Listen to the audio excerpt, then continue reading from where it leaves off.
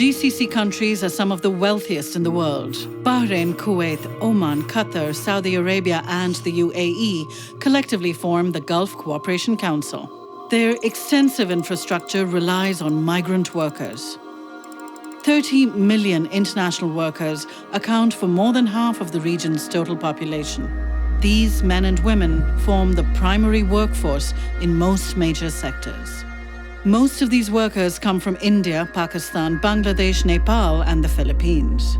Official records are hard to obtain, but based on the data that is available, as many as 50,000 workers from these countries have died in the GCC over the last 5 years.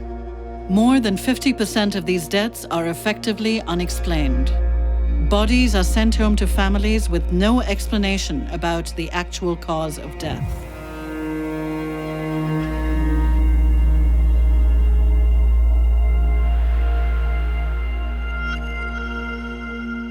The death of the migrant workers in the Arab countries go unexplained because the process of notifying the death and verifying the death is very much complicated. It starts from the employer side and it doesn't get much verified with the embassy side or from the sending country side. So the victim's family don't get a clear answer on how the death has happened.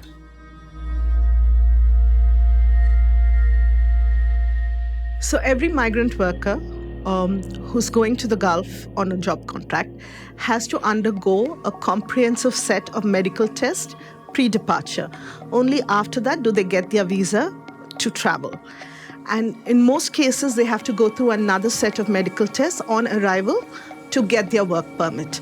So they are certified as being in very good health in order to get their contract and continue working. Despite that, within a short time frame, you find a lot of young, healthy men falling ill or even dying.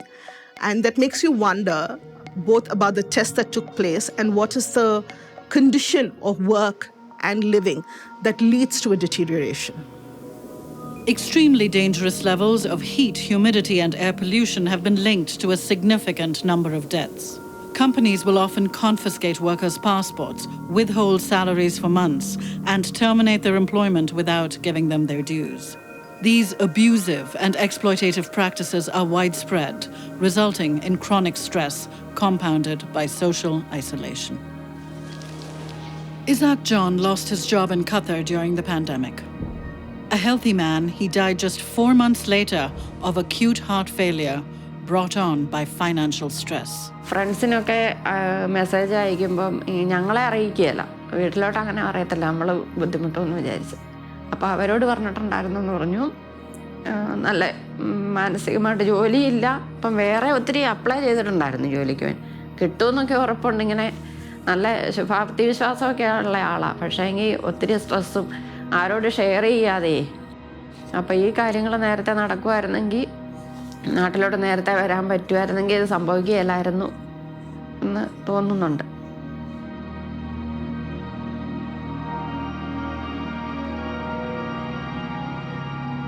Male migrant workers who make up the majority of the population in most of the Gulf countries are not permitted to live within the cities in the so-called family zones. So they're ghettoized and they live in very crowded labor camps outside of the city, sometimes 6, 10, 12 to a room in bunk beds.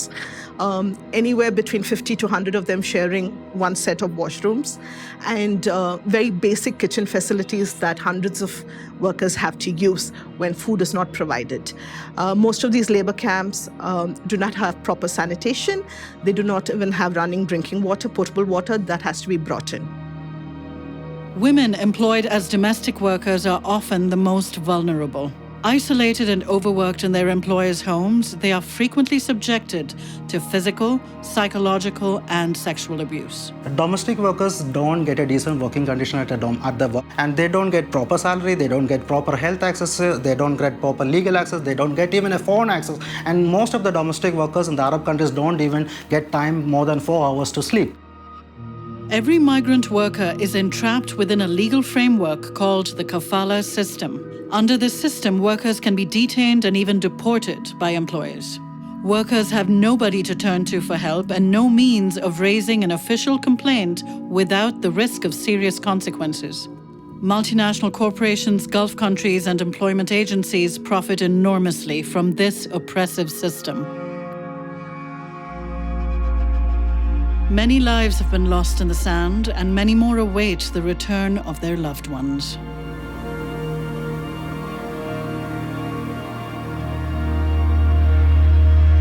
We urgently need concerned governments to conduct thorough investigations and publish better data about why so many workers are dying.